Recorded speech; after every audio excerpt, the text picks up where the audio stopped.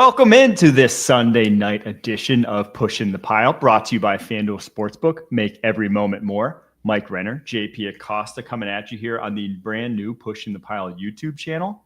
If you haven't subscribed, go like, follow, subscribe on YouTube. Pushing the Pile is the name of the show. We had a fun day of football, JP. And I'll just say this, as a Packers fan, Packers on a bye week, first bye week here, week 5. I almost enjoy watching it more. You don't have that like pit in your stomach all day, especially last week, Sunday Night Football, having to wait to watch your team all Sunday. I feel like I enjoy it more when my team's on a bye week. Now, I don't want a bye week every week, but like you get to just enjoy the football and not have that kind of looming over you when you have your favorite team playing. And I think it's even better as a Jaguars fan, it's better than having the island game of doom. Yes. You know, like it's better than having the Monday Night Football game or the Thursday Night Football game upcoming. Because if the game that was previously like this game that we just had with the Patriots and the Bills, the game was great. Now it's about the Chiefs and the Jaguars living up to that and keeping the trend going forward. And as a Jaguars fan, the last time they were on Monday Night Football was the worst football I've ever seen. So I think that being on a bye as a fan is the best thing to do because now you can just watch everybody else. You can slander other teams if you want. You can put out so many reckless things about every other team, and you can live with it for a week. Exactly. I'm just looking at like they suck. This team sucks. These guys all suck. You feel like a king for a week. Let's get to that Sunday night game though, that we just saw. Patriots at Bills. Patriots as 8.5-point dogs on the road in Buffalo. Go in and win 23-20 on a last-second Andres Borregales field goal that, I don't know about you, JP, but I thought that one was probably going to be good from about 75-ish, the way he hit that thing. That went over the uprights from 52 yards out. What was your number from this Sunday night upset? My number was 11, and that's how many penalties the Bills had tonight. And I think that you could go with a lot of numbers here. And the biggest one was just the Bills continuing to shoot themselves in the foot. They had 2 fumbles offensively. We mentioned the penalties. And offensively for the Bills, it just felt uneven. It felt like just an off game for them. They couldn't really get the run game going, which I actually was kind of surprised at. There were some big runs that were popping off, but then just nothing really came of that. And then I think the Patriots did a good job of wadding up all the signature calls and all the signature stuff the Bills really like to do offensively. The first thing is they really like to get into those 4 strong with the bunch, and then James Cook to the strength of the bunch, and they'll run mesh. They'll run crossing routes. And the Patriots played a lot of zone. They wanted to defend that really well, and they did. And they forced Josh Allen to be a little bit more creative mode than he really likes to be, especially at this point. He wanted to be more of a distributor, but they weren't being able to really get to that point with that offense. So it was a really good game plan by Vrabel and the Patriots. But man, this was a welcome to the national light performance for Drake May and this Patriots offense.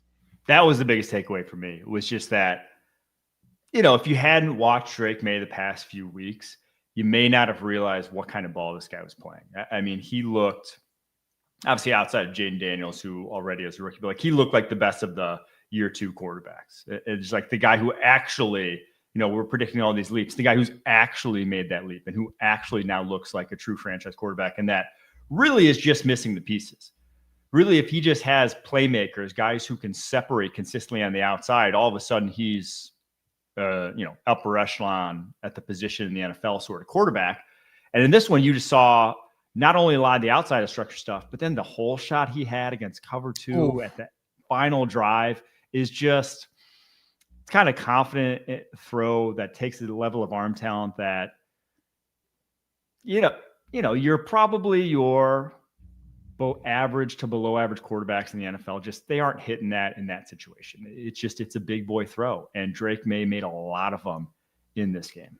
And even on that, I think it was that same drive where the defender comes in. I think it's defensive tackle, free runner comes in on rollout. He's stiff arming the defensive tackle with the ball still in his right hand. Still gets the ball off. I thought he was going to get sacked, which would be a huge negative at that point in the game. Gets the ball off to Stephon Diggs, and they get a first down on that play. That was, and again, I'm not saying it trying to compare the players 1-to-1, but that was a Josh Allen type of play. That was something that you see Josh Allen normally do, and it felt like Drake May really sort of felt in his own element in the second half. I think the Bills showed him a lot of different stuff when it came to pressures, when it came to playing man coverage and using Shaq Thompson as a spy. They used Milano as a spy. Terrell Bernard was spying.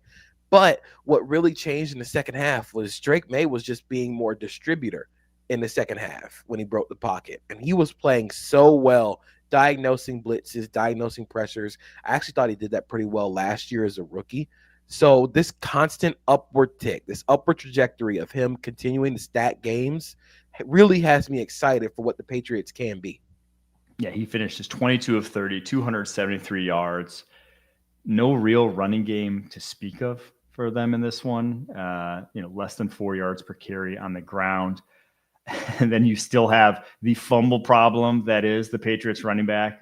Antonio Gibson fumbles a kick return, unfortunately goes out for the game on that one. Ramondre Stevenson fumbles another one. Yep. If they could just eliminate that, they might have a few more wins on the schedule too. But this Patriots team, with how easy their schedule is, I saw this week that I think it was Aaron Schatz tweeted out that the rest of the way, the only team they play that heading into this week was top 12 in DVOA is the Buffalo Bills, and they beat them once. So they don't face a good team, really, the rest of the way in, and we know how bad the rest of that AFC East is with the Jets and the Dolphins looking like two of the worst teams in the NFL.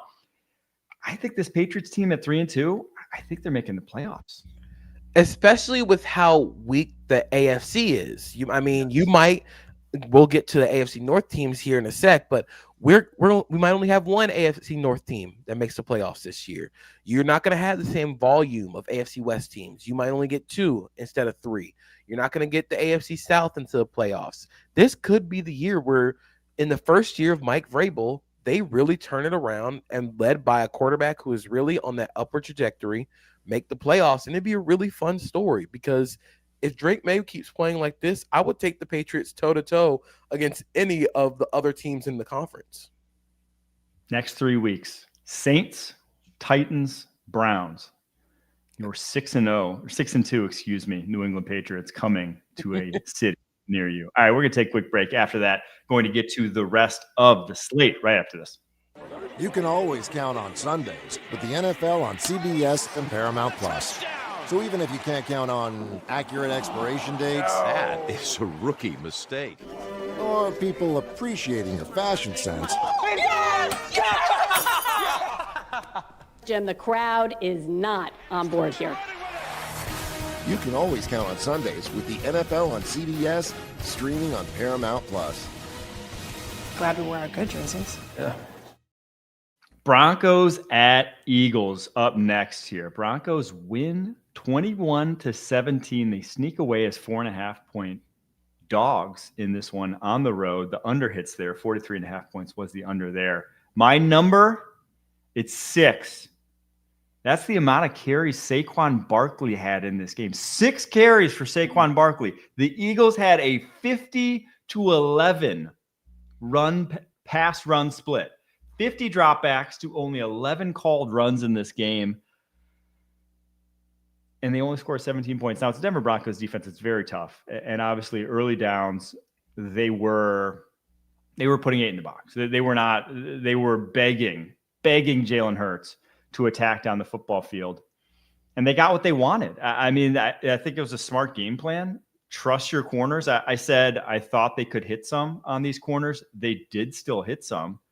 But just when you completely rely on Jalen Hurts and he takes 6 sacks the way he did in this game, your offense is just going to come and go. And they didn't score the final 28 minutes and 23 seconds of this game. The Philadelphia Eagles didn't. And Denver Broncos kind of stole one. It looked like they were going to come out to a big lead. It was 17-3, I believe, at one point in time. Denver Broncos come back and steal one from Philly. So I have a lot of thoughts on the Eagles offense and where they've sort of struggled. The biggest thing is their run game is not nearly as potent as it was on early downs last year compared to this year. They still, before this game, they are still one of the most run-heavy teams on early downs in the NFL. They were 31st in early down run rate or early down pass rate last season. They're 31st this season before this game. But the difference is last season they were first in EPA per carry on early downs. This year they're 13th. That is a massive drop for this offense. And I believe Diana Rossini had a quote in this leading up to the game in her notebook that said AJ Brown wasn't, I think it was a rival coach that said AJ Brown isn't worried about the fact that he's not getting targets. It's when he's getting targeted. And I think that's important because they use AJ Brown and Devontae Smith as get out of jail free cards, as like bailout, 3rd and 8, 3rd and 9. We need something to move the chains. AJ Brown, go ball. AJ Brown or Devontae Smith, go ball. Leading up to this game, AJ Brown's deep target rate was, I believe, 21% according to Next Gen Stats, which is up 7% from last year. Devontae Smith is up 4% in his deep target rate, and it just feels like this offense needed to get those bailout plays just to move the ball. So against Denver, they lean heavy into the RPO stuff. That was the most RPO heavy I think I've seen the Eagles offense since 2022. And it was working. It helped them get out to the lead. You saw a little bit more quick game, a little more in breakers. They're doing a lot more stuff with play action. That's how they jumped out to 17-3. But the problem is they weren't running the ball in these RPOs. And even when they were running the ball, they were still not good at it. I think they needed to run the ball more, but they're just not good at it right now, especially with Landon Dickerson out. Matt Toth came in, and you could tell that there was a difference in the amount of push. And that's the biggest problem. They always knew they could regenerate, they could replenish along the offensive line because you'd have Mailata, you'd have Lane Johnson, and Landon Dickerson, regardless of anything else that happens. Now Landon Dickerson's gone. It's hard to replace both guards. So I think this game really came down to the fact that they cannot run the ball. And they chose not to run the ball. You could tell in the pass split. All those RPOs were RPOs and not just straight runs because they can't run the ball. And that gave Denver enough time to get back into this game, even when offensively they didn't play that great. Yeah, the guard position right now is just not what it was last year. We kind of touched on it, Landon Dickerson being banged up heading into this week and then getting rolled up, and we'll see what the diagnosis is of him, but it didn't look great with him limping off the football field already as banged up as he is. So if you're rolling with backups at left guard now, Tyler Steen at right guard, who's been very up and down, you're just not the same unit, unfortunately. That's just the way offensive line goes. They were so good last year because you went 5 across. You had 5 guys who in the running game were winning their matchups damn near every single time. That's how you get a 2,000-yard rusher in Saquon Barkley. Saquon's on pace for 907 yards right now. 907 rushing yards. You're not even on pace for 1,000 behind that offensive line as a pure bell cow in the NFL with a running threat next to you at quarterback and Jalen Hurts. That's almost hard to do as a play caller, in my opinion, even with the injuries up front. They need to scrap whatever they've been doing. This is a go back to the drawing board sort of moment, in my opinion, because you are still too talented to have Saquon not as productive as he is. You just flat out are. Maybe you're not going to be as dominant as you were last year. That's difficult to replicate, yes. But to be as inept on 907 yards, that just should not be possible.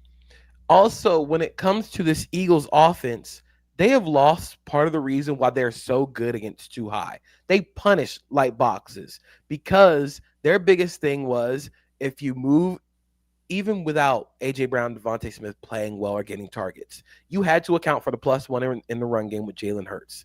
Jalen Hurts only had 2 carries in this game. Jalen Hurts, leading up to this game, only has 4 designed carries this season. I think it's 5 design carries. Now, a large part of that could be because they're trying to hold off on the hits that he takes because this is the early part of the season.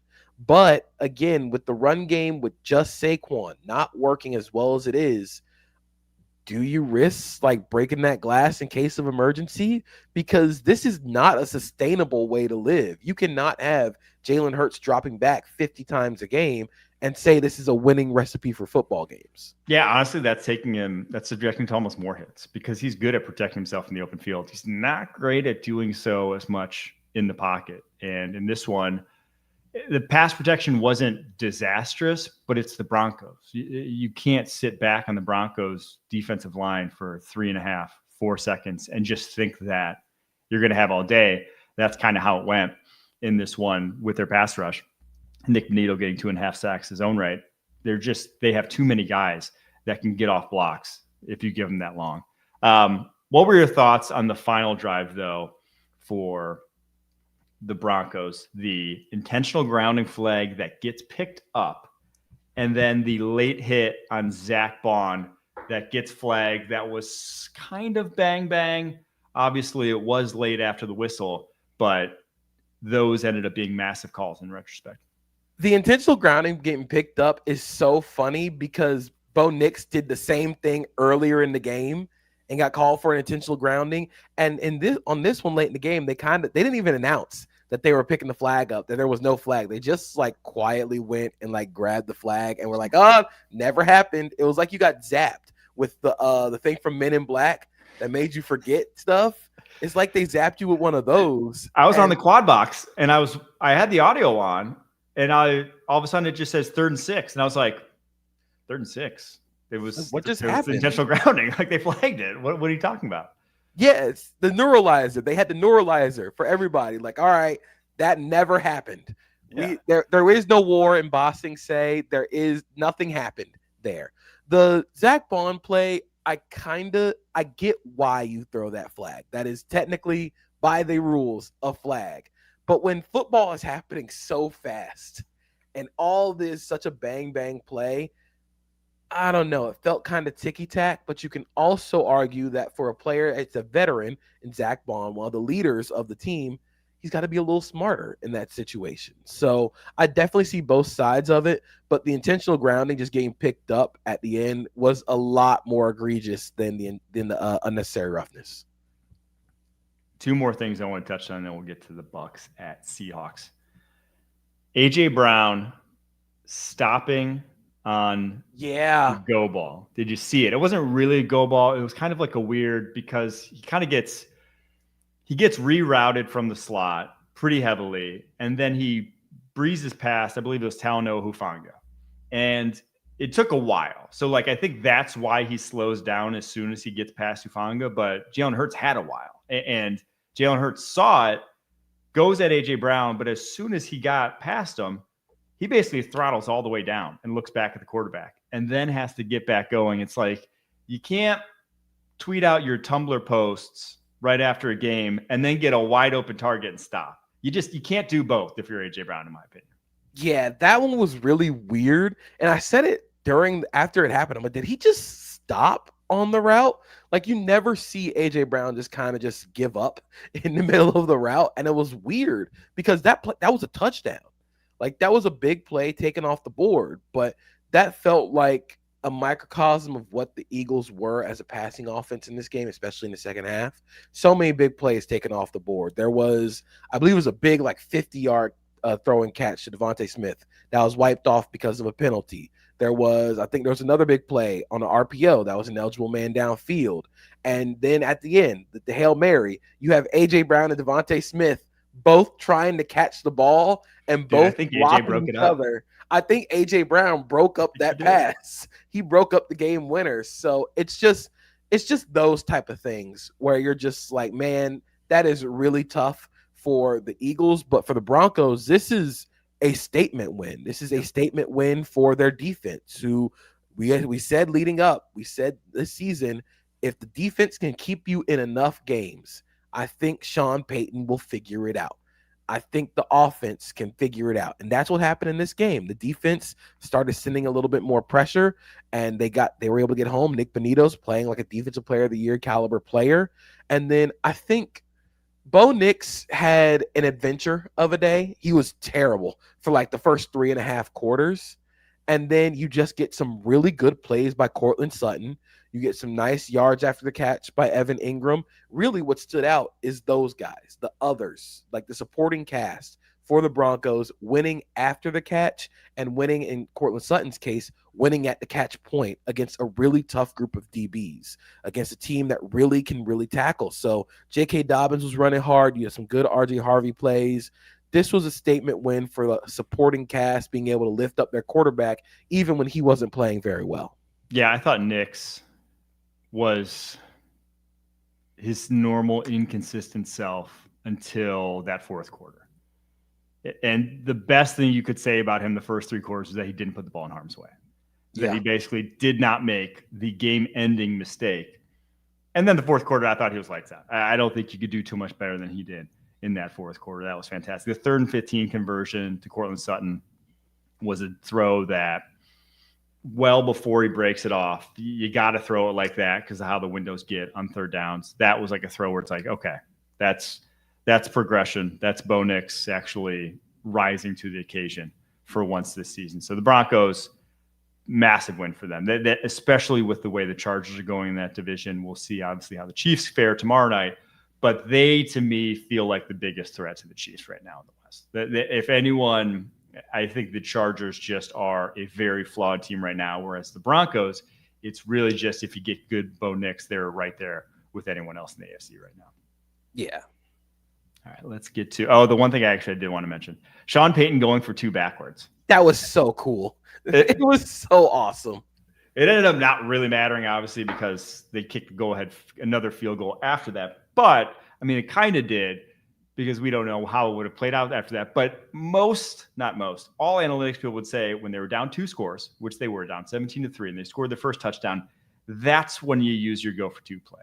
Because then if you really want to win in regulation, then you know you have it, and you have it later.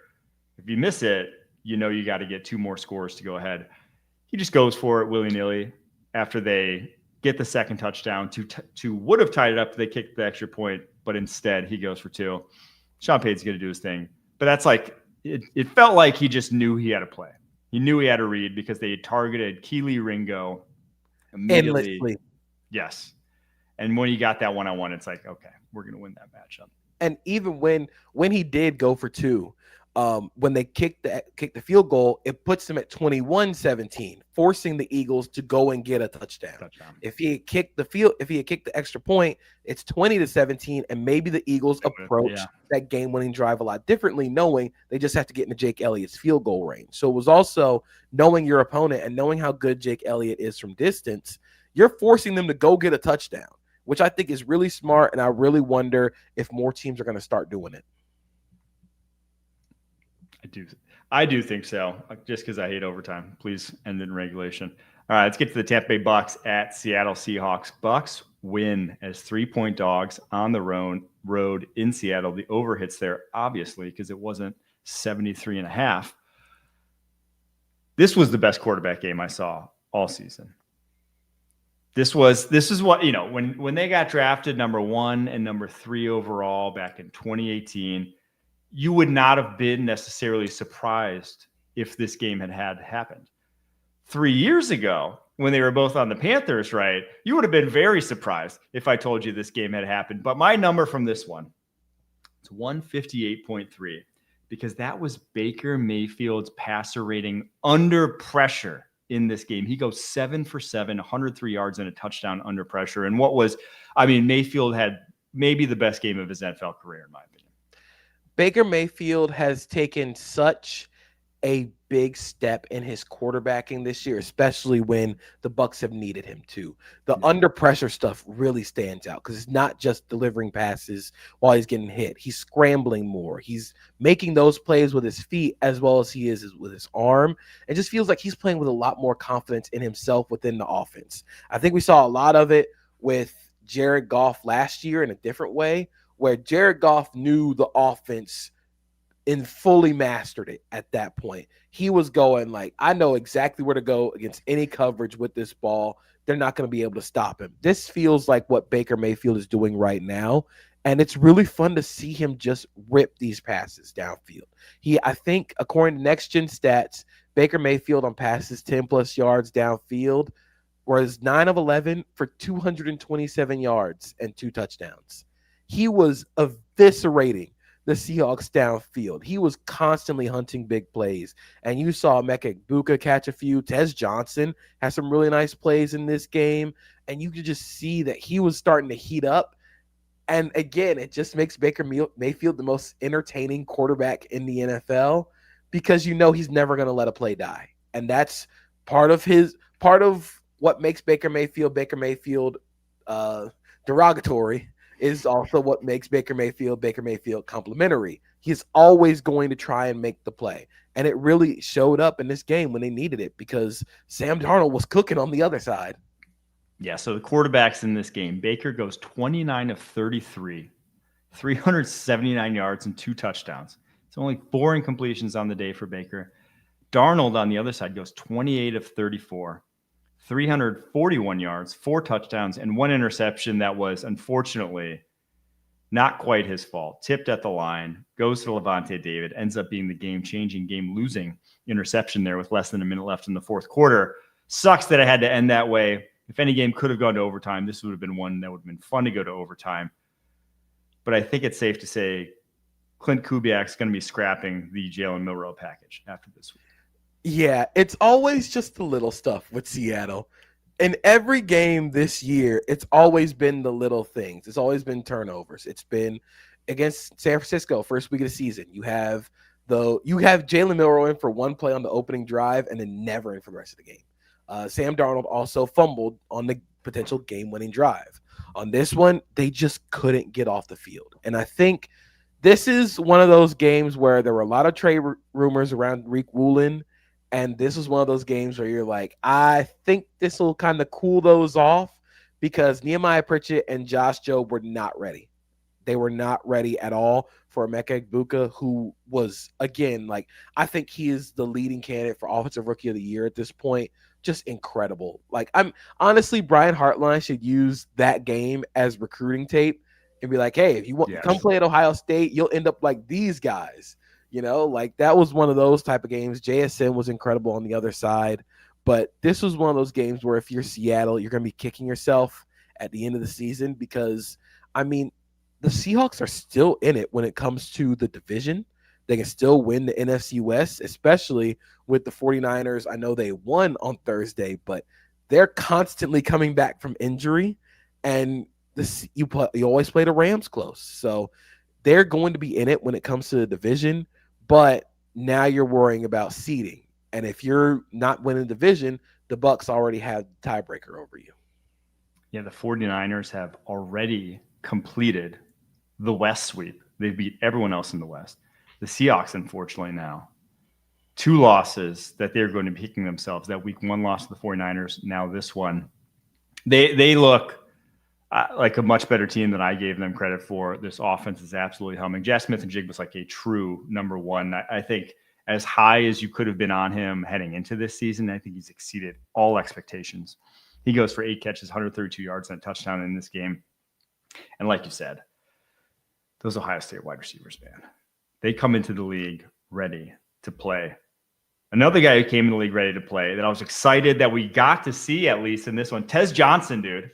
150-pounder, making plays, 4 catches, 59 yards. And if you can't touch him, you can't get hurt. And the thing that really stood out with Tez Johnson is not only is he fast, but he can throttle down quick. Yeah. He can stop too. And it's not, I think that's such a big difference for speedster wide receivers.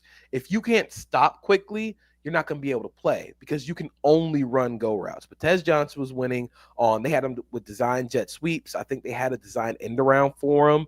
They slid him out the backfield some on passes, but his speed and his ability to stop is really going to help an offense that just needs some more juice, especially while they're waiting for Mike Evans to get back. But it was really fun watching him play. And I think he fits so well into this offense with Baker Mayfield playing the way he is. I can't believe he lasted the 7th, even if you're just using him as, and I think that's all you really can use him as, is a 3rd down, 2-minute specialist. He can only be in there in situations where you're really not running the football. Because if he has to run block, I mean, it might look like, remember when Tank Dell had to run block at the goal line his rookie year in the NFL. Gosh, too much scouting brain in my mind. But you don't want him run blocking. He's not going to run block. He can't run block. But if it's man coverage, it's like a 3rd and 7, you need a guy to win. Des Johnson's going to win a lot of routes. The guy gets open. So I think it's just a nice feather in Josh Grizzard's cap to have, and deployed it well in this game. I mean, wasn't on the field that many snaps and gets 59 yards out of it. He's going to be an interesting player to watch and how he's deployed for this Bucs team. And the Bucs, man, my pick of them being the 1 seed when it's all said and done, the NFC, they're making me look smart with all these close wins. Now it might not come to fruition, but they seemingly know how to win games this year in a way that just looks different, I feel like, from years past with this Tampa Bay Bucs team. I feel like all their wins have been 1-score wins this year. I think they've all had 1-score wins. The 1-score game luck has gone the way of Tampa, which is sort of balancing out the fact that everybody's injured.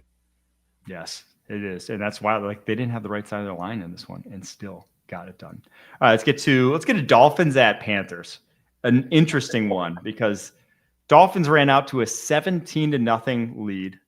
We thought, given the way Panthers games have gone this year, that it was going to be a blowout, unfortunately, and it wasn't. Panthers roar back, win 27-24 as 1.5-point home dogs. The over hits in that one. What's your number from a wild game in Carolina? My number is 206 yards on the ground for Rico Dowdle, which is a career high. 206 yards by the Carolina Panthers on the ground without Chuba Hubbard. I'm sorry, this has to end for Miami.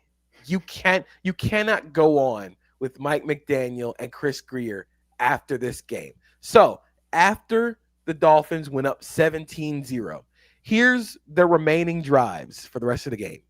Punt, halftime, punt, touchdown, punt. That's not going to get it done.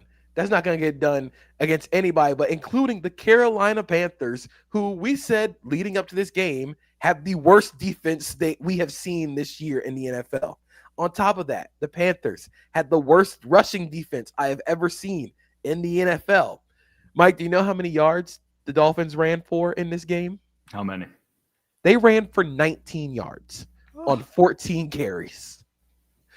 What? How do they do that? Because they were one of the best rush offenses through the first 4 weeks this season. They were incredibly efficient on the ground.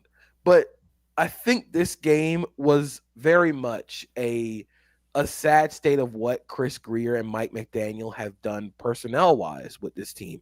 Jonas Vinay just does not look ready. You can't pass pro with him. And then if you're not running the ball effectively, that makes him a net negative on the field. You had Darren Waller, who looked incredible for the first half. 5 targets, 5 catches, 78 yards, 2 touchdowns. Second half, don't target him at all. No targets. And I think Tua said after the game, they kept clouding the middle of the field, so they were forced to check it down all the time. The Dolphins have been doing that. That has always been the answer that Tua has given after a Dolphins loss for the last 3 years. It's so true. It's the same thing. They're just like, they cover if the you want the field. You're DC facing the Dolphins, all you got to do is scout the press conferences. All you got to do is Tua will tell you. He's going to tell you what happens. You cover the middle of the field, you shut down that offense. And that is an indictment on the coaching. The fact that you gave up 206 rushing yards, 239. Trevor Etienne had more rushing yards by himself than the Dolphins had in this entire game. But from the Panthers' perspective, I thought they played really well in the second half. Their defense played really well, obviously. Derek Brown was making some splash plays in the run and pass game. It gets overshadowed because Teterow McMillan is incredible, but Nick Scorton, I think, has actually turned into somewhat of a quality player for this team, especially when you get him stunted inside. They stem him inside on passing downs. He plays with a lot of effort in the run game. And this was really just about, we sort of saw the same thing with the Eagles in the second half as we saw at the Dolphins. If you can't run the ball and sustain drives and drain clock, you're going to give the other team more cracks at the bat. You give them enough times at bat, they're going to finally hit one. They're going to finally get somebody to swing. And that's what happened in this game. Shout out to Eric Collins, who was on play-by-play. Oh my made gosh. the game so much more entertaining. Has he done play-by-play before? Yes, he's done football play-by-play. He did a UCF game a few years back. They went viral for. I'll see if I can find the clip, but he's incredible. I want him calling I want him to be a football play-by-play guy. Dude, his energy was off the charts. It put Gus Johnson to shame. Honestly, it was like prime Gus Johnson. Gus has gotten tame. He's on the downslide. This was for a Dolphins Panthers game. The guy was treated like it was Game 7 of the World Series. I mean, the energy, truly incredible. I had to look up who it was mid-game. I was like, who is this? He keeps taking it to 10. He's so good. Incredible. I need more of it. That's all you really need from a play-by-play announcer. I don't need you to describe what's going on in the game. I'm watching what's going on in the game. I need you to get me hyped, and he was. Some things from the Dolphins. I cannot believe how bad their first and second round picks were, just in terms of like on the football field right now. I'm not damning either to being bad players long term. I'm not dumb. I know how this works, that sometimes guys just aren't quite ready. But when they drafted, a nose tackle to basically, it felt like we're drafting for this year, because I don't think anyone would have said Kenneth Grant's the 13th best player in this draft class, right? Like they were probably better players in the football field on the board right then, but it was like, hey, our biggest need's nose tackle. We need a guy to come and play right away. He can't hold up against double teams. He just flat out can't right now.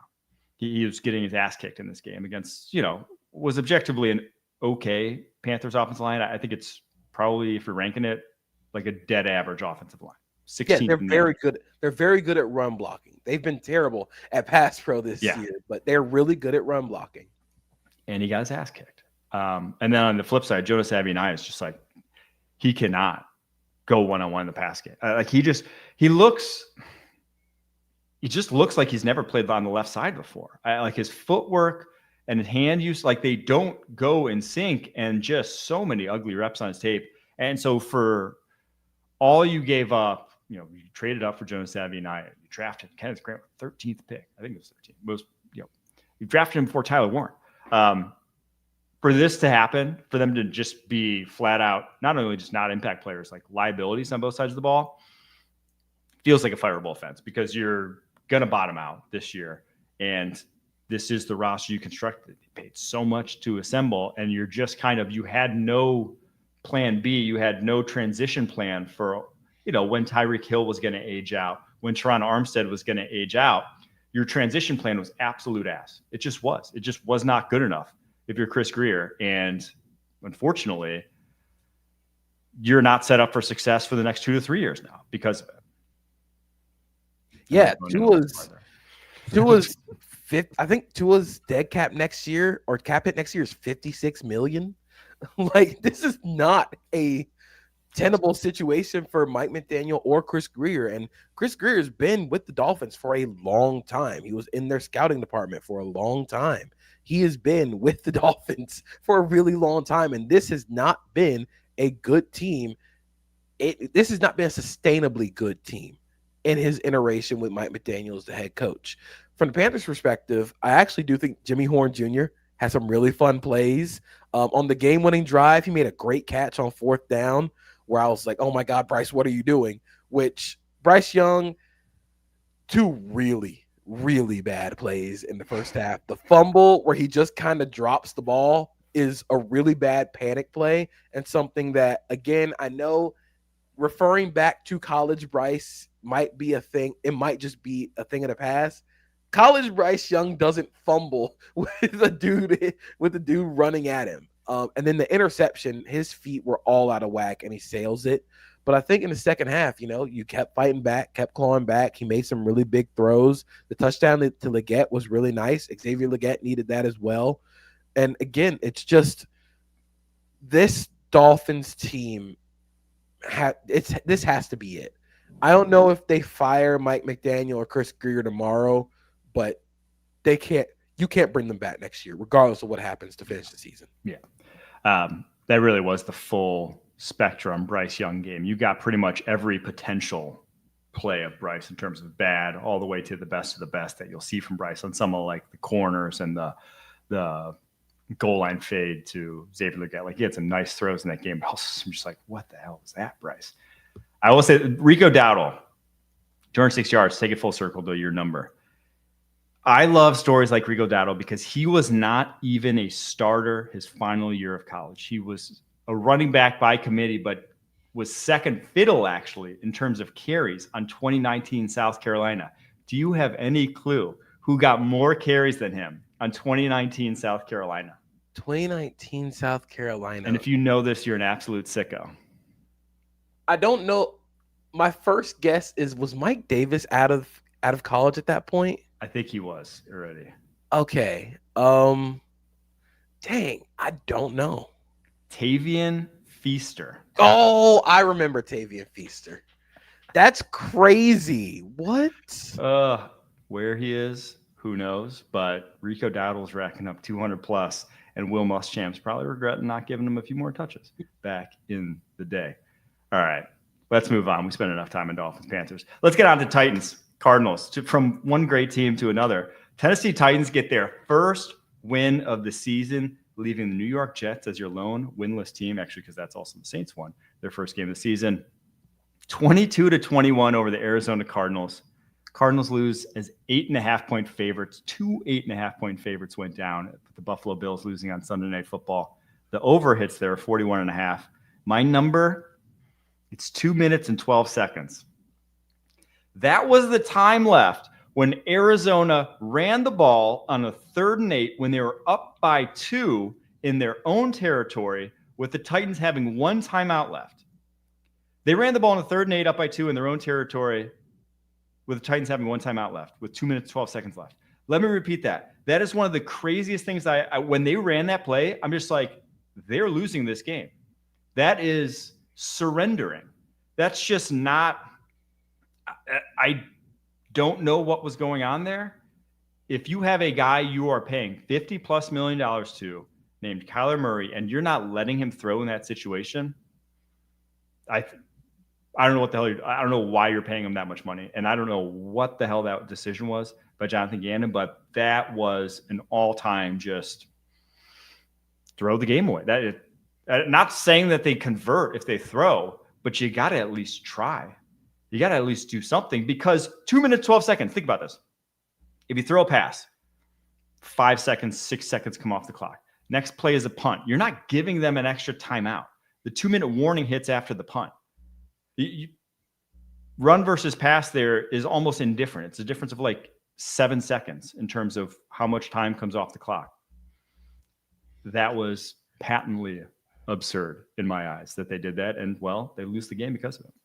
So, remember when I said leading up to the season, the Cardinals only play 15 minutes of good football.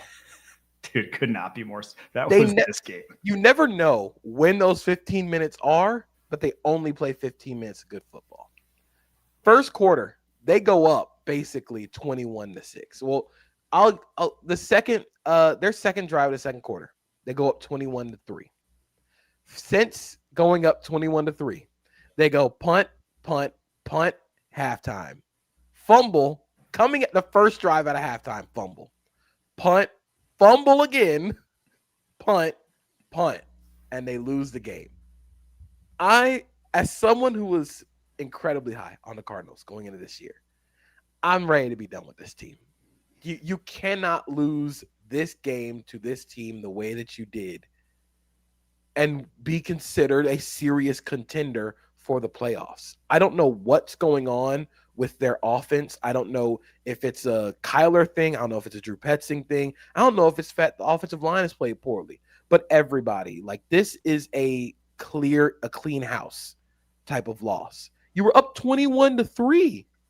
Emery DeMercado is going to get bashed for dropping the ball before he got to the end zone. And yes, that would have made it 28-6. But even if it made it 28-6, we saw the Panthers come back and almost beat them the same thing. And it's just this team they can't run the ball, first of all. I know they didn't have Trey Benson and they didn't have James Conner. They still can't run the ball effectively. They didn't really use Kyler on the ground. I actually thought Marvin Harrison Jr. played really well, but it just felt like they kind of turtled in the second half, expecting the Titans to just roll over and die. And that's not what good football teams do. Good football teams make the Titans look like how the Titans have looked for the past 3 games. The Texans just shut out the Titans. So I'm just done with this team and how volatile their offense is. They did have 3 of the stupidest fumbles I think I've ever seen in a game. They were Kyler Murray getting hit in the face mask when he didn't think the snap was coming when they were in Titans territory. It was 3rd and 12. They probably would have kicked a field goal, even if they didn't convert there, but like points off the board. DeMercado, which I still think was probably actually a touchdown. It was close. It was close enough that karmically he probably shouldn't get a touchdown. You can't be that dumb after watching Adonai Mitchell do what he did last week and do it in basically what would have been a game-ending touchdown there. You just can't do it. That fumble. And then Daedron Taylor-Demerson picks off Cam Ward, rolls over, bounces the ball against the ground, pops out. 3 people batted around, 3 Cardinals. Kicked into the end zone. Into the end zone where Tyler Lockett recovered it. So, any of those plays don't happen, the Cardinals win this game. Any of the 3, like I said, dumbest fumbles you've ever seen don't happen, the Cardinals win this game. And probably if they go for it on that 3rd and 8 and actually pass instead of run, the Cardinals probably still win this game because their defense isn't completely demoralized and they don't get Cam Ward hitting him over the top to Calvin Ridley, which was an awesome throw. And Cam Ward deserved that win. He played probably his best game. What he was doing down the stretch is he's your guy. Just give him people who will finish plays because he has so many plays still left on the football field. Their receivers are just atrocious. The worst receiving core in the NFL. It has to get better there in Tennessee. It will get better there in Tennessee. But Cam Ward looked like a guy. But this one's more about the Arizona Cardinals and just you can't lose this game and deserve any respect in the NFC West. You are the worst team in the NFC West right now by a good margin, it seems like, at least with how the rest of the division is playing. They shouldn't be, but you got to talk about them like that because, shoot, they just lost to the Titans at home. And they lost to the Titans at home while also beating themselves. Again, the Titans beat them. Yeah. But you also had, like you said, the 3 dumbest fumbles I've ever seen. The coaching and the offense just still feels so disjointed that it kind of ruins another really good defensive performance. I think the defense still played their guts out. You get Will Johnson back and he played better and it helped slow down that offense, but you can't have them out on the field all the time. So it's just, at this point, like I said, as someone who was very high on this team, who was saying Jonathan Gannon would win Coach of the Year preseason, I'm ready to be done with this team because you can't lose to the Titans. And not only are you the worst team in the NFC West, you're not a serious playoff contender losing to the Titans the way that they did. Kyler Murray's cap hit next year, $53.2 million. If they trade him, they get $35 million of cap relief. Could very well be an option for them given how this is going in Arizona. And if it really does turn out to be a worst case scenario, because flat out, they haven't made the playoffs in 4 years. It's time to put up or shut up there in Arizona. Let's get to Washington at Los Angeles Chargers. They roll in Jaden Daniels' first game back from that ankle injury, 27-10.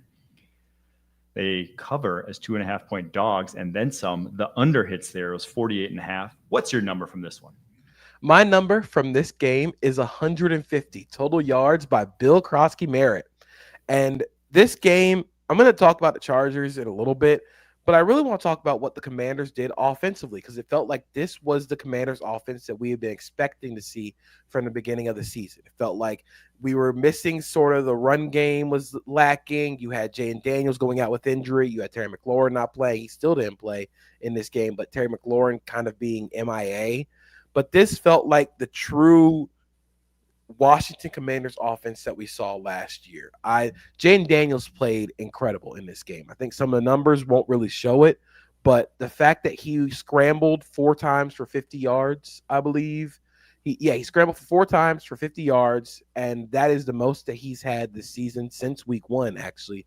He had 37 yards on scrambles, and that is such a big part of their offense, him scrambling. And you could tell that the Chargers were really worried about it with the way that they played defense, the way they covered Daniels. I thought the run game was working really well, especially in the way that Cliff manipulated the Chargers via alignment. It wasn't like they're just lining up and kicking the Chargers' butts. You really don't do that.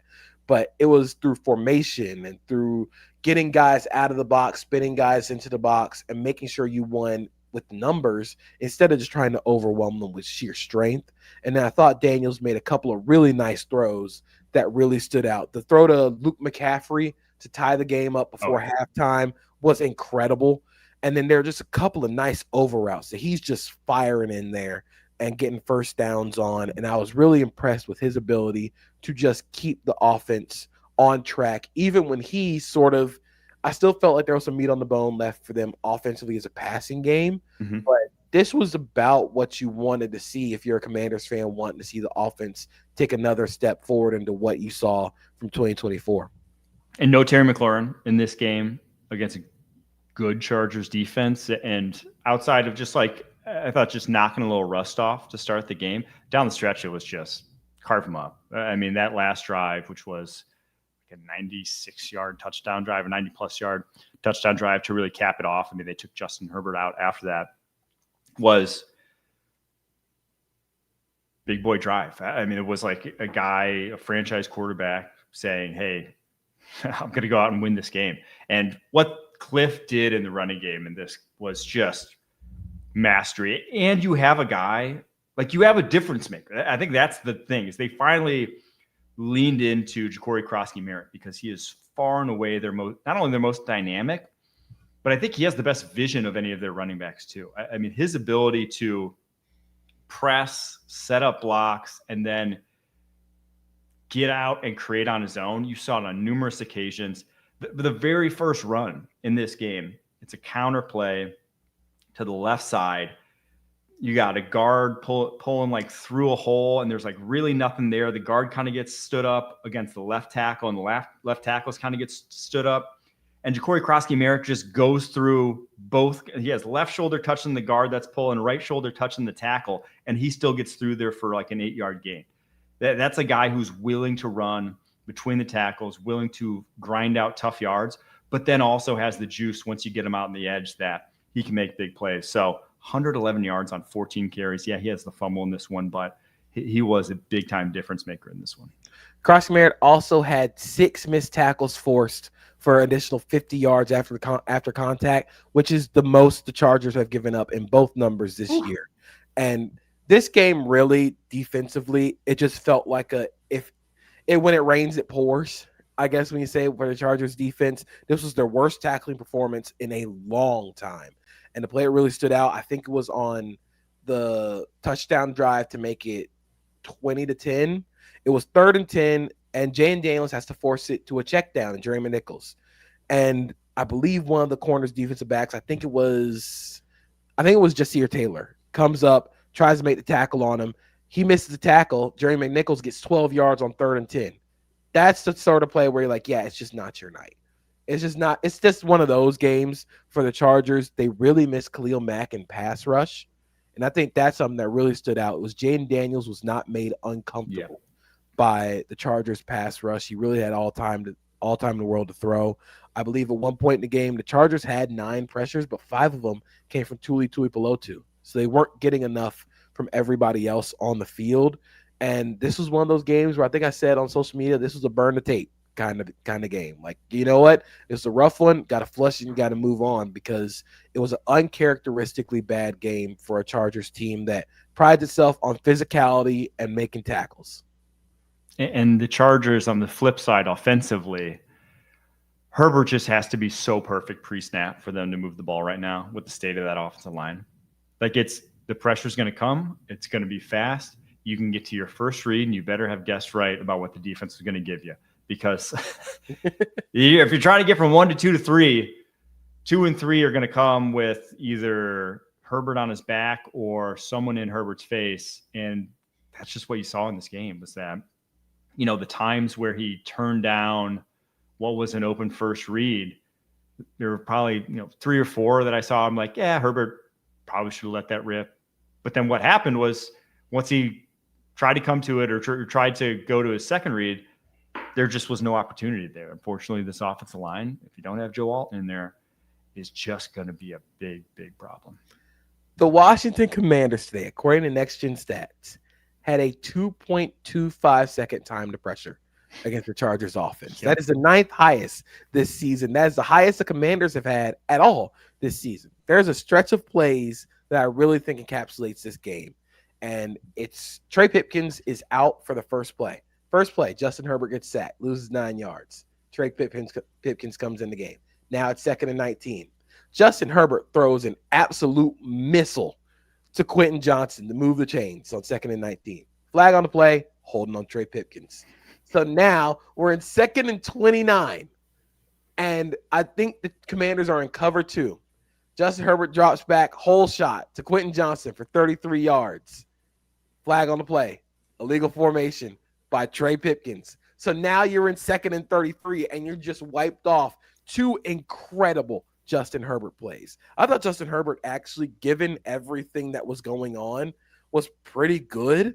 I mean, there were a couple plays that got wiped out because of penalty, and then they were just dropping passes. The 4th down play to Conklin hits him in the head and goes. That one, though, I feel like Herbert just like, I don't know too many guys who are catching that one. Herbert kind of, I think he would say himself he wants that back, because that thing was a 95-mile-per-hour fastball from like Little League range. It came out hot, and I think that was part of it, was he was moving too fast because of the pressure. But that's what happens when you're always getting hit, when you're always getting when you were always on the ground, you were always getting sacked, you move hot, you play like every throw is a hot route. And that's unfortunately what happened. And then another play that sort of encapsulates this is just not your night for the Chargers. The punt return that got called back by Ladd McConkey was so cool. He tiptoes the sideline. He spin jumps over one defender, hurdles the punter into the end zone. It gets called back for roughing the punter. And then the next play, Jaden Daniels hits that Luke McCaffrey play for 50 yards. And I was just, that's the play that swung the game, because you get that going into the halftime, you feel a lot better. You go up, I think you go up 17 to 7. But instead, you're going into halftime tied 10-10, and this game is completely different. So it's just one of those unfortunate games, but it really is tough for the Chargers to try and get anything going offensively, because you can't do any drop back. You can't drop back at all, because guys are going to be in Justin Herbert's face immediately. And now with Amari and Hampton, who I believe the Athletics Daniel Popper said was in a walking boot after the game. Again, this just feels like a Chargers canon event. This feels like your average Chargers season where everybody's gone by week 6. It really does. That punt was, it sucks that punt return was called. That really probably was the game-changing play in this game, because it flips the whole 17-7 going into halftime would have felt much different. And instead, you give basically Commanders a score before half. And it was such a sick play from Ladd McConkey to hurdle the punter at the end, to not only get roughed and then get hurdled. I can't think of a more embarrassing play for a punter. You got double whammy. That's like Jason Terry getting the ball stolen from him, then dunked on by LeBron in the playoffs. Like that, it's one of those type of games. Unfortunate. But yeah, this does feel like your average Charger season that had high expectations. They've just never come to fruition, unfortunately for them. Minnesota Vikings at Cleveland Browns, the London game. Vikings win on a last-minute scoring drive, 21-17. Jordan Addison touchdown. Doesn't get hawked from behind this time. They cover as 3.5-point favorites. The over hits there, 35.5. What's your number from this game?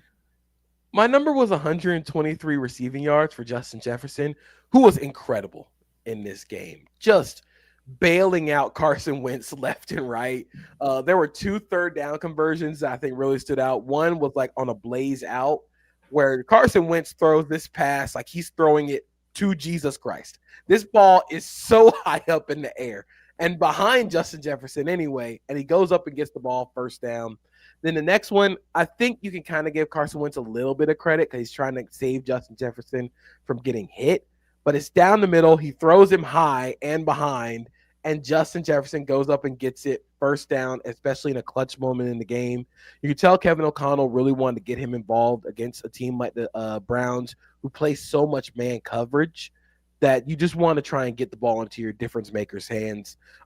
Carson Wentz this felt like a Carson Wentz experience. Like he's going to run around and do a lot of stuff that his body really just can't do. He's going to get hurt, which he did in this game because he got crushed. And then he's just going to make some tough throws at the end. The touchdown to Addison to win the game was really nice. But honestly, the biggest thing that stood out, and I want to ask you, was the Browns rookies look good. Yes, dude. I said I was probably Dylan Gabriel's biggest fan in the pre-draft process. I had him as QB3. But I said this guy can start in the NFL. He may never be great in the NFL. I don't think he has that level of tools, but this guy can play games for you. He might not look impressive, but he has some skills that translate. The biggest one, I think for a shorter guy, he had actually really good pocket presence at Oregon. Didn't take a lot of sacks. I thought he didn't make a lot of boneheaded plays under pressure. And one of his best traits, I think you saw in this game, is that he has mastered the throwaway, not quite throwaway, like the don't get intentionally ground and call throwaway, where he knows nothing's there, the pocket's collapsing. I'm just going to kind of airmail a corner route. I'm just going to kind of throw it at the feet of a running back. I thought he had a lot of plays. Some of his best plays in this game were just not taking big sacks when he had free runners, or not taking big sacks when like the pass protection was a disaster. I think compared to what Joe Flacco was doing for this Browns offense, and given the level of competition that it was this Vikings defense overseas and all that they throw at you, I thought it was pretty impressive. And then Quinshon Judkins at running back, man, he looks like a true bell cow. Guy looks faster than he did in college. I think it's the biggest thing. Like he looks like he got tuned up a little bit over the course of whatever the offseason, because he had an extra gear in this game, 110 yards on 23 carries, and he had a big one called back too for a holding penalty. I mean, it was a pretty obvious hold, but he could have had over 150 if that doesn't get flagged. Yeah, and like the Quinshon Judkins just ran with so much oomph. Like he ran with juice. And I think that matters so much for a Browns team that wants to be physical. They want to play in 12 personnel. I thought Harold Fannin Jr. had a nice day. David Njoku was making some sick plays. Like you got everything that you wanted from your core guys. I think defensively, Carson Schlesinger was really good. You got some nice plays from Mason Graham. Dylan Gabriel played fine. I think to me, this game really kind of solidified like, oh, he can be a NFL player. Like he can always be the I guess, and again, I'm not saying this to say like how good Dylan Gabriel is versus this guy, but it's the Case Keenum. He's always going to be around. Mm-hmm. Like if you need a guy to start a game and your starter is just not doing it, you can always count on Dylan Gabriel. He always knew where the ball needed to go. And he actually made a nice throw. I think the Jerry Jeudy drop was a nice throw. They leads away. Well, not leads. He puts the ball low and away to try and protect Jerry Jeudy from getting hit. There was a corner route to David Njoku to set up a touchdown that was really nice. He did some nice things, but the biggest thing he did was he didn't look overwhelmed. He looked like he knew where to go with the ball. And that means so much for a Browns offense. That's all they're asking. Is just know where you're going with the ball and don't panic. And he didn't panic a lot against the Vikings defense that threw a lot at him. Now, the Vikings defense, there's a lot of stuff that I can say about them. And I know they did win the game. Yes, their run defense is bad. Yeah. This is a bad run defense. And I think that's what's going to hold them back, even outside of whatever happens when J.J. McCarthy gets back. They made the gamble of trading away their best run defender to get Jalen Redmond, Javon Hargrave, John Allen, all more reps up front. But the issue is Javon Hargrave is up. You're counting on guys who are a little older, and then Jalen Redmond, who isn't exactly a run defender up front, and you're just getting pushed around. That's an understatement. I mean, Yeah, he has no concept of gap integrity. No, he's getting upfield. Javon Hargrave is getting upfield. John Allen, even at this age, is getting upfield. You're counting on upfield penetration, but you're just getting gashed in gap scheme. The Browns were running it down the Vikings' throats, and honestly probably should have won that game through just running the football. And sure, you might say, yeah, Blake Cashman coming back might help those things because he is their ace in the middle of the field. He is their middle linebacker, the captain of the defense. But if you're counting on Blake Cashman to turn your run defense that is one of the worst in the league right now to what it was last year, one of the best, that's asking a lot of one guy coming back. That's asking a lot of Andrew Van Ginkel, who plays on the edge. You're asking a lot of these guys. But I have a lot of questions about their run defense, especially in a division where you are going to be playing the Packers. You're going to be playing the Lions. You're going to be playing, even if you expand to the NFC, you're going to be playing a lot of teams that want to be physical and run the ball at you, even if you think you're going to make the playoffs. So that's going to be the one thing that I'm really concerned holds this team back. Yeah, after last week giving up nearly 100 to Kenny Gainwell and then over 100 to Quinshon Judkins, they look like they're not. I mean, I'm not sure they have right now the horses. They just, like you said, they do not have the guys, and it's very much makes you wonder why they gave away basically Harrison Phillips. It wasn't. They didn't get a lot in return. It was like a day 3 pick. Yeah, it was like a 6th-round pick. So interesting move that, well, they got to be just thanking their lucky stars that they're 3-2 right now, because this thing could have gone with all their injuries. There was a point. I mean, the end of the game, their 5 across offensive line was Justin School, Joe Huber, Jake Brendel, Will Fries, Walter Rouse. There's no team in the NFL that needs a bye week more than the Vikings. Dude, KOC, hats off to him for calling a game-winning drive with that up front, because against that Browns defensive line, very, very difficult to do. And do you know their schedule after the bye week, which is why they need it so much? They have Philadelphia. They go to Los Angeles on Thursday. Then they have a road game against Detroit. Then Baltimore. Then Chicago, Green Bay, Seattle, Washington, Dallas, New York, Detroit, Green Bay. There is no team that needed a bye week like the Vikings to just get their guys back healthy, because this is a brutal stretch for a team that really cannot defend the run. Well, let's hope they do, because I don't want to watch Justin School play any more football. I'm just going to keep it real. All right, let's take a break. After that, we're going to get to Cowboys, Jets, Texans, Ravens, Giants, Saints, and the rest of the slate. Ready for this? You can't count on Derek's tong skills. Oh, Tony, I think it hit the ground. But you can always count on Sundays with the NFL on CBS and Paramount Plus. Cowboys roll the New York Jets as 2.5-point favorites. They win 37-22 in New York, 47.5 points. The over hits there.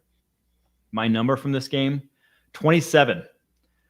And that's the fewest points the Jets have allowed in a game this season. In 5 games, that's the fewest. Their halftime scores the past 4 weeks, 23-3 in this one, 10-3 the week before, 20-6 and 20-3. They're just flat out getting their ass kicked. That they are the only defeated team in the NFL, the only winless team in the NFL. And unfortunately, it's this defense that for 3 straight years, Robert Saleh had as top 5 defense in the NFL in terms of points per drive. That had talent. A lot of those same guys are there. Now, some guys aren't. They've obviously had some chips off the block. That was that, but not that many chips. I mean, you still had in this one, Sauce Gardner was going one-on-one against George Pickens pretty much the entire game.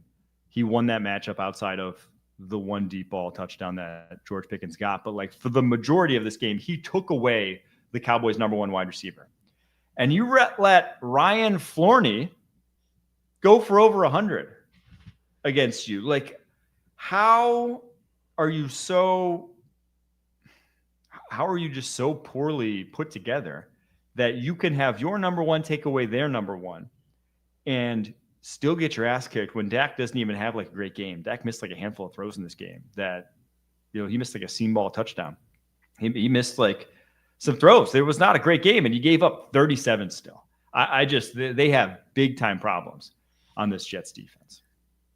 I wonder when Aaron Glenn takes back play calling duties, because Steve Wilks is the play caller for this defense. He is the defensive coordinator. Aaron Glenn wanted to take on more of a managerial role, but with the defense looking the way it is, I wonder if he takes the reins, because people are already wondering if this is a one and done thing. And I think that Aaron Glenn came in, and I think the Jets came in knowing that this was going to take a long time to rebuild. This was got to wait it out and see and continue to build year over year.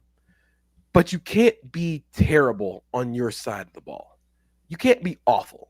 And that's what the Jets are. They cannot get pass rush, which is insane considering the amount of talent that's still on that defensive line. I mean, their pass coverage, I don't think they have a takeaway at all this season. Sauce Gardner is great, but Brandon Stevens, I think Michael Carter II is still there. Andre Cisco, there's no other impact players in that secondary. And that's why you haven't been able to get pressure, because the ball's out so quickly because somebody's open.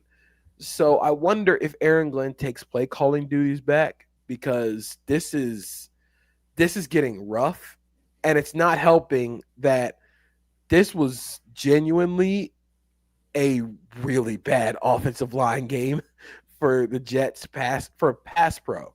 Justin Fields was pressured on 51% of his dropbacks against the Dallas Cowboys. The Dallas Cowboys pass rush was getting after the Jets and Justin Fields. So it's looking rough right now in New York on both sides of the ball. Yeah, there's just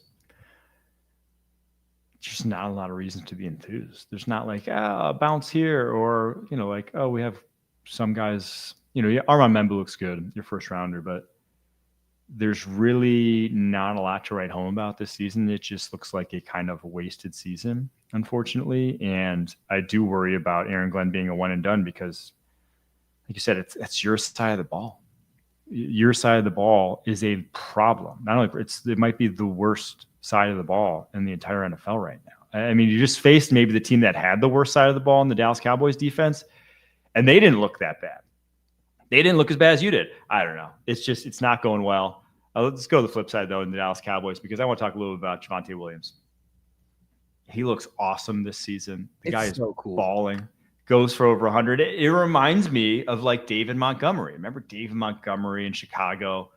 It's kind of like, he was a highly drafted guy. He was, I believe, a third rounder. Was a starter there, but like his last year in Chicago wasn't good. I think he had like 800 yards and was their starter, and maybe 3.9 or 4 yards per carry. And you're just like, okay, he's kind of just scrape him off the bottom of the barrel. He can be a backup running back for you. All of a sudden, it's like, doing Dave Montgomery's in the game for the Detroit Lions, and it's 3rd and 1. He's converting that shit. So that's how it looks like with Javonte Williams. We're just like, that guy that was really struggling last year in Denver, he's gone. The guy that we thought we were going to see coming out of North Carolina, that was this bell cow power runner, he's back, and it's awesome to see. I love Javonte Williams' running style because it's so fitting for what the Cowboys need. Javonte Williams isn't going to hit home runs. Like, he is not a big game hunter as a running back. But what he's improved at is his vision and his patience, which helps him be a singles and doubles hitter. He'll occasionally hit you a triple. I don't know what the best baseball comparison is, but he hits you a lot of singles and doubles. He's going to get on base. He'll occasionally get you a triple. Maybe he'll get one just over, or maybe he'll hit the foul ball pole. Maybe that'll be his home runs. But he's constantly going to get you on base, and I think that's something.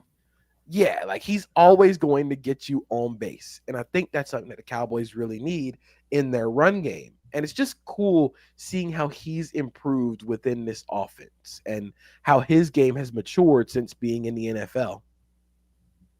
5.7 yards per carry. He's on pace for over 1,500 yards this season rushing and 5 touchdowns in 5 games. Guy's been balling. So shout out Javonte Williams. Because I was also very high and I'm coming on North Carolina. So shout out to Javonte Williams because he's making me look like I'm not a dumbass. All right, Houston Texans at Baltimore Ravens.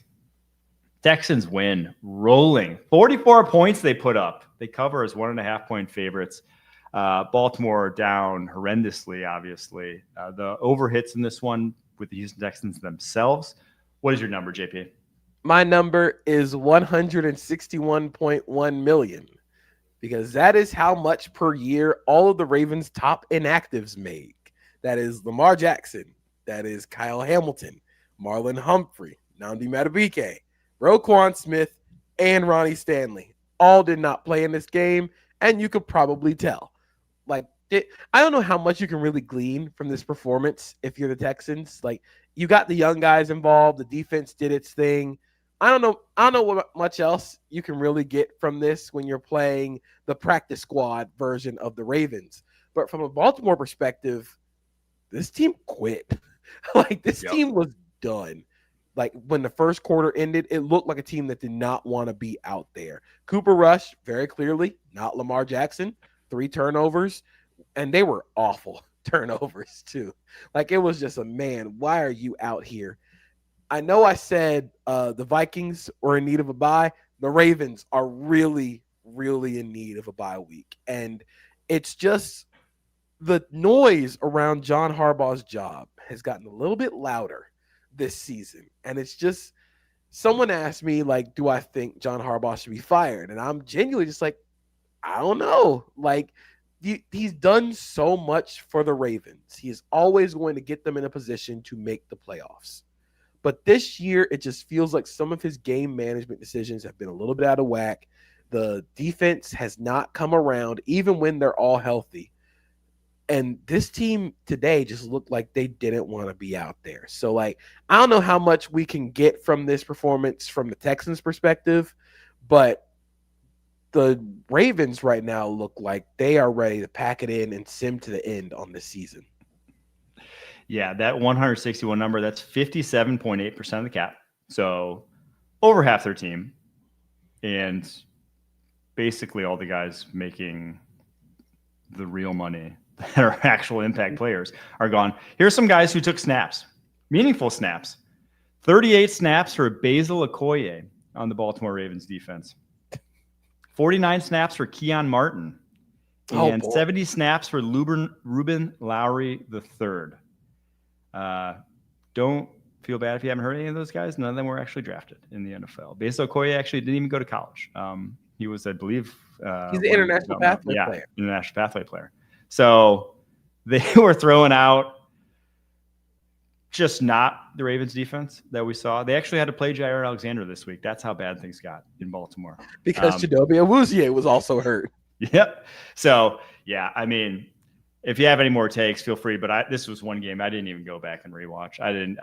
I'll watch it sometime this week, but I didn't need to know what happened after seeing it on the TV copy. The live cut was brutal. It really was just brutal. And again, there's not much to get from this from the Texans' perspective. C.J. Stroud had as many touchdowns as he did incompletions in this game. It was good to get the offense back going, especially with some of the play action stuff. You got the young guys involved, like I said. Jaden Higgins had some nice catches. You got Jalen Noel involved. Woody Marks didn't have a great game, but he showed some juice, some oomph as a runner. I think Nick Chubb had his best game as a runner since getting to the Texans. But yeah, you get Christian Kirk some big plays downfield. There was a nice corner post on a big play, but yeah, this is if you're the Ravens, you got one more week and you can just get to the bye. Unfortunately, that game is against the Rams, so you're going into the bye at 1-5, and that puts you really, really far behind, not only in the division, but I do have to ask, are the Steelers going to win this division just by default? I think so. Like they almost have to at this point. The Ravens aren't going to, even after their bye, because they're going to be 1-5. They're going to be 1-5. They're not going to rattle off. They'd have to go at least 8-2 the rest of the year, right? Yeah, and after the bye, you get Chicago, Miami, Minnesota, Cleveland, New York, Cincinnati. They honestly could go 8-2 now that I'm reading it off. Because they have 9-2, but like they would have to get the division. To. Like you're putting yourself way behind the 8 ball. Yeah. So it's just going to be tough. But I mean, the Steelers might win the division just based on the fact that they have not self-imploded yet, which doesn't mean I'm completely ruling out the idea of Pittsburgh self-imploding, because that could absolutely happen. But yeah, like right now, the Steelers are probably just going to win based on the fact that everybody is still like healthy. Who would have thought the one with the 41-year-old quarterback, like the oldest defense in the NFL, is the healthy one? Mike Tomlin, Genjutsu magic works again. I don't know how he does it. They might even make the playoffs and not even go 500. This might be the first year they don't go 500, but then still make the playoffs, actually. That's a distinct possibility. That would be a Mike Tomlin masterclass. Really that would be this is like the pure uncut Tomlinisms. Oh man, I do feel for Ravens fans. This season got absolutely away from them. I honestly can't fathom the guys that are playing snaps. It's unbelievable how many injuries they have at this point. Let's get to the Giants at Saints. Saints win, first win of the season in New Orleans, 26-14. They cover as 1.5-point favorites. The under hits there was 41.5. And my number, it's 5. That was the turnover differential in this one. Giants coughed it up, 3 fumbles, 2 picks for Jackson Dart. Only one was on a 4th down. He's just trying to make a play. It was basically an arm punt. The other one, which actually the pick ended up being better than throwing an incompletion there, because it ended up being like a 40-yard gain in terms of field position. And then the other one was a guy stopped on his route on like a slant. I'm not going to really kill him for that. I thought actually the first half of this game early on, Dart looked great. It was a lot of like, first 15 in rhythm, good. And then second half when, objectively, let's say the Giants receivers aren't good right now. If you don't have Malik Neighbors out there, they're not great. He just didn't have – I thought you saw a stark difference between him and Spencer Rattler in terms of understanding NFL timing, in that you just got to throw it sometimes. It's not always going to look pretty. It's not always going to have this clean window. Sometimes you just got to throw it. And with Rattler, you saw that consistently. He just hits it. I'm just going to throw it. And a lot of passes got broken up. He didn't complete everything, but he didn't take big negative plays. He didn't have the ugly fumble that Jackson Dart did where he just literally lost the football. Don't know how that one happened. But I thought you saw kind of 2 guys who are both young, but on different points of their developmental curve, where Rattler's kind of getting it. He's at least getting what it needs to be an NFL quarterback, whereas Dart still is very rough around the edges. I'm curious with the Saints, if they're still on the path that they are, which they are still one of the worst teams in the NFL, probably going to be picking top 5 this year in the NFL draft, even though Spencer Rattler has played solid. He has been a solid player for them. I wonder if they still draft a quarterback. Like, do you still draft a quarterback if you're picking top 5 and Rattler's playing solid? Like, is that on the board? I'm not sure if I'm honestly not sure, because he's played well. The timing has looked good. And when all of his cleats are in the ground, it looks good. But there are moments where just he falls apart. He tries to do too much. And you just remember there are games like the Seahawks game that can absolutely happen. From a Giants perspective, like you said, this is a tale of 2 halves for Jackson Dart. I thought the seam ball for the second touchdown to Theo Johnson was really good. Theo Johnson is having a really fun year. I actually thought he was somebody that could potentially break out for the Giants. It's sort of this vertical like field stretcher and seam stretcher for the Giants. But then just stuff started falling apart after, after the Saints took the lead, a little bit more obvious passing situations, and it felt like Dart just is playing too fast. He's always sort of playing so amped up that it's like you got to relax. You got to relax a little bit, and you just got to focus. I think sometimes like Jackson Dart tries to do too much and his eyes are too wide. He had this problem at Ole Miss where like he's trying to do everything at once, and it's just like just focus on doing the one thing right now. And I think this was a game where you kind of saw that he wasn't doing the one thing. But long season, we'll see what happens. Did you see the Scatterboo pancake on Carl Granderson? Yes. That was awesome. I love Cam Scatterboo. He is one of my favorite CTE bringers in the NFL. He's just gonna hit somebody really hard. I thought that was awesome. And then for him to get up and do one of the hardest flops I think I've ever seen. He took that flop like it was a Ric Flair like bump. Like he was absolutely hitting the deck. Dude, European soccer players are taking notes from that flop because it was so over the top and impressive. Like it was so over the top that he like slams his head into the turf. Like he went down. He gave himself a concussion. I don't think that's possible. Have you seen that guy's neck? Just no way that guy can actually get a concussion. It's too thick up there. But I after he fumbled, I mean, you kind of found out that the Giants guys who, played well last week, it's like, oh yeah, they're still rookies. Jackson Dart's still a rookie. Scatterboo fumbles in this one. He's still a rookie. But then the clip that they kept showing of him screaming on the bench, I need new gloves. I need new gloves after he fumbles was just like a perfect Cam Scatterboo moment. But the Giants in this one, they're not going to win a lot of games with this as it is right now. They're just going to look young.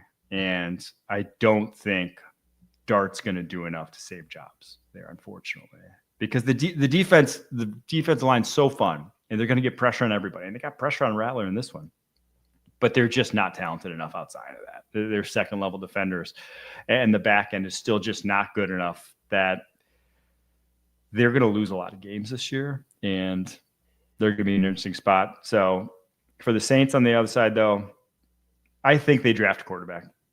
If you're in the top 5, now it obviously depends. This is a long way to go in this quarterback class. We'll talk about it at some point this season. Once enough teams are really in the draft mix, we'll start getting into some draft prospects and some draft primer stuff.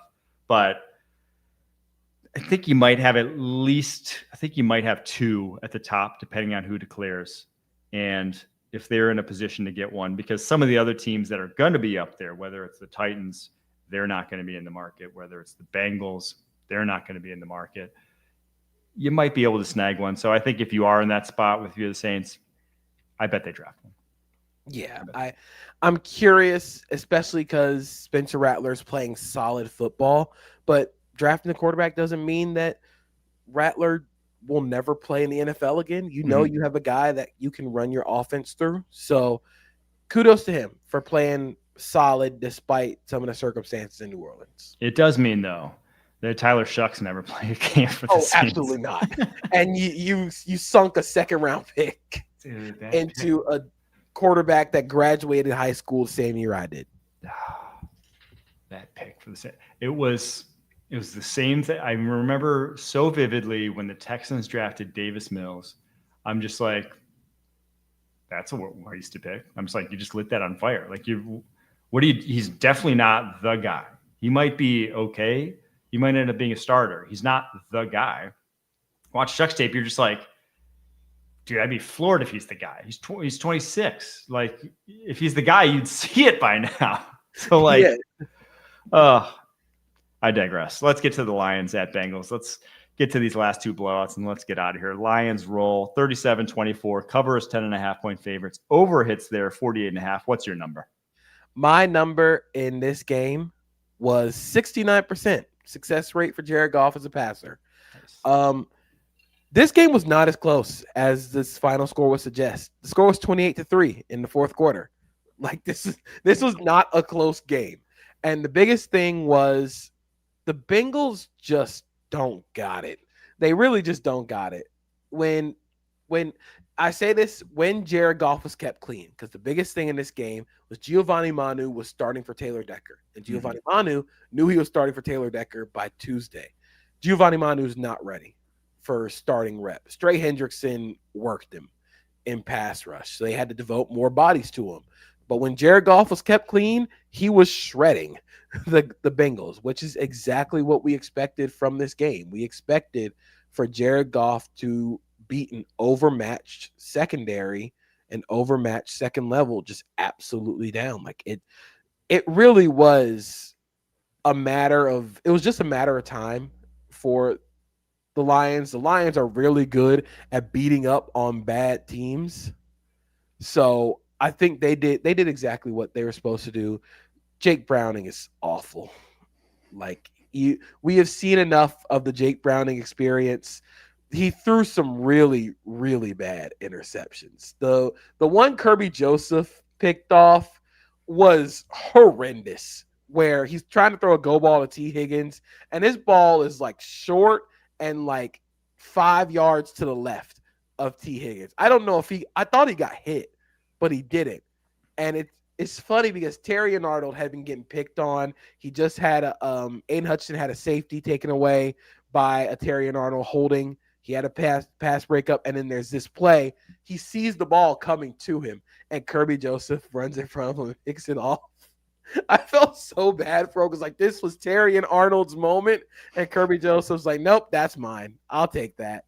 But this game was not as close as it suggests. Jamar Chase got his towards the end of the game when there are obvious pass situations, and the game again wasn't close. Isaac DeSlaw had some really nice reps as a punt gunner and then caught a touchdown pass, which it always seems like Isaac DeSlaw catching touchdown passes. He needed two hands this time, but he's always catching touchdown passes. So I think the Lions are well on their way to being one of the best teams in the NFL once again. The David Montgomery touchdown pass was awesome, but the Bengals are way out of it. Jake Browning has 8 picks in 4 games. 8 picks in 4 games. Yeah, the Bengals are just giving up too. I mean, they looked very defeated.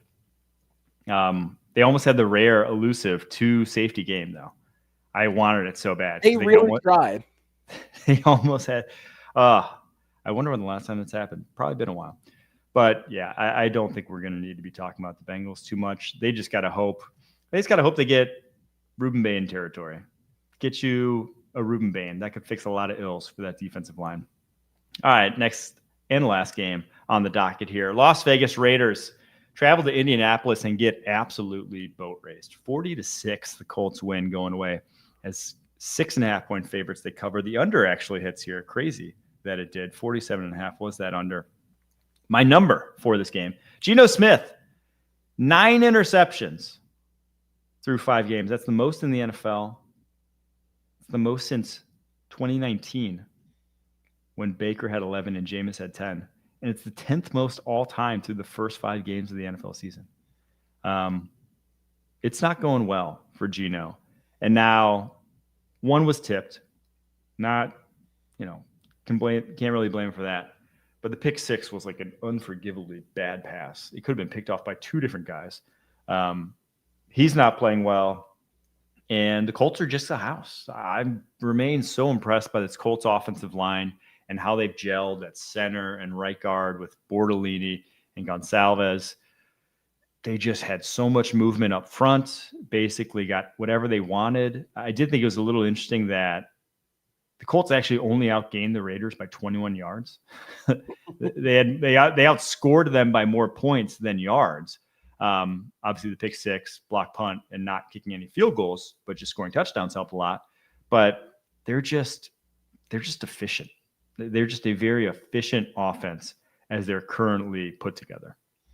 And the thing with the Colts is they know exactly who they are. They're going to be built through the run game. Jonathan Taylor is having an offensive player of the year caliber season where he is just providing so much as an explosive threat in the run game. He provides that ability to not only get the 4 or 5 yard gains, he's going to get the explosives as well. And like you said, they just protect the ball. Like they have not turned the ball over a lot in the first 5 games of the season. The only time where they did was the Rams game, where they overcame the bad Daniel Jones game to only lose that game by a touchdown.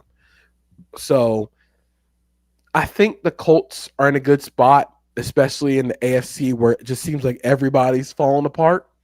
But yeah, this Raiders team, this is just awful. Like I as a Geno Smith fan, this is quite possibly the worst opening stretch of play you could have asked for. Like you said, the first one probably would have been a touchdown if not for a tip pass. The second one, he's just forcing it. And that's something Geno Smith never really did in quick game. He never forced quick game. But it feels like with Geno, the lack of arm strength, well, not lack of arm strength, but the dip in arm strength that comes with being older has started to hit. Then you don't have Brock Bowers in this game. You don't have Michael Mayer in this game. So you are throwing to Jacoby Myers. You're throwing to Dante Thornton, Trey Tucker, who are all specialists in their roles. Like they are all – I hate to say this because it's going to sound like slander, but it's a whole bunch of Dylan Brooks on the team and like a whole bunch of like Danny Green where like, oh, these guys are really cool when you compliment them with a superstar who will get them the ball in certain situations. And they are really – and Jacoby Myers, Trey Tucker, those guys are good when you have your ace, your guy who can take attention away from them. But when that guy doesn't play, it shows why you need the ace in the first place. Yes. So it's unfortunate because Brock Bowers is the straw that really stirs the drink for them. And you could tell he hasn't been healthy. But this team is really far away from being competitive, and Geno Smith is a large part of why. It was like watching the Cavs the year after LeBron's decision, right? When it was just like they had this role player team of just like all guys who are just can only do one thing. And all of a sudden they lose the guy who kind of held it all together. It's like, oh, we're the worst team in the NBA, actually. That's what the Raiders receiving core looks like. Dante Thornton hasn't caught a ball since week 3. You know, he's over for the last 2 weeks on targets. It's like you're figuring out kind of that the way you built their receiving core. I said it could work week 1. I was like pleasantly surprised, but it was so uniquely put together that sometimes you just want the Packers receiving core where all 4 guys can do everything. You know, all 4 guys can just run the full route tree, and then you just kind of send them out there wherever you want to. It makes your life easier as a play caller. You don't have to scheme around the fact that, hey, I probably can't run a slant with Dante Thornton. You know, hey, I probably can't run a go ball with Jacoby Myers. It's just like that ain't going to work out for you, unfortunately. So, yeah, they're just not a good football team. I had a moment of excitement for them, but unfortunately, that moment has passed, and the Raiders are well on their way to another top 10 pick. All right, there you have it. There's week 5, almost in the books. We got a nice little Monday night game. Jags, Chiefs. We'll be talking about it on Tuesday when we come back. Until then, keep pushing.